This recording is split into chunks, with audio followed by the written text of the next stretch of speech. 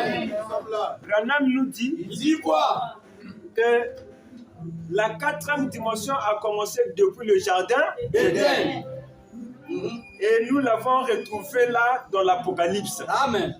Est-ce que quand j'ai prêché l'existence de la quatrième dimension, vous avez vu ça, non? Oui. De la Genèse jusqu'à l'Apocalypse. Apocalypse.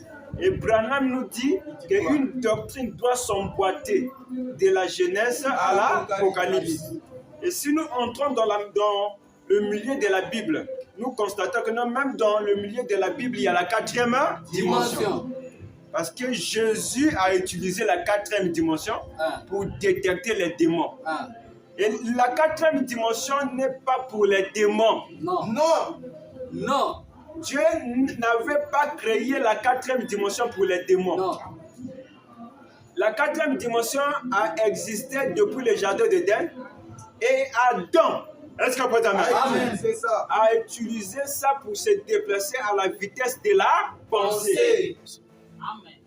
Donc ça n'était pas pour les démons. Non. Les démons utilisent seulement ce que Dieu avait créé pour nous. Amen.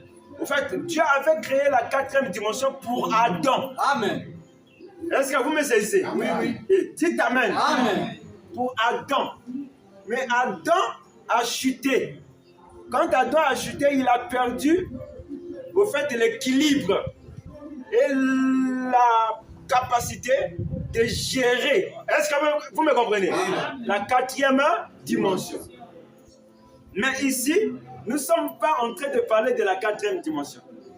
Je suis en train de parler de quelque chose de très très nécessaire. Du septième sceau. Bon. Ça, c'est la tisane. Levez les rideaux. Ça, c'est la tisane. Il y a un pasteur à Pont-Noir, quand j'ai prêché, et je suis descendu, il est venu me saluer, il a dit, l'homme des mystères. Ah ouais.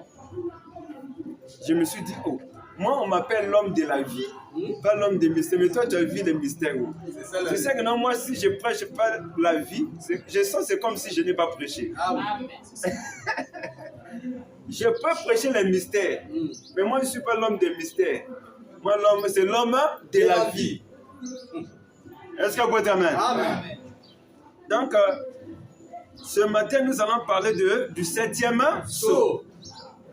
Alors, je vais d'abord attirer votre attention sur le septième sceau. Écoutez très bien. Bien. Quand on parle du septième sceau, surtout il y a beaucoup de gens qui oublient ça. Quand nous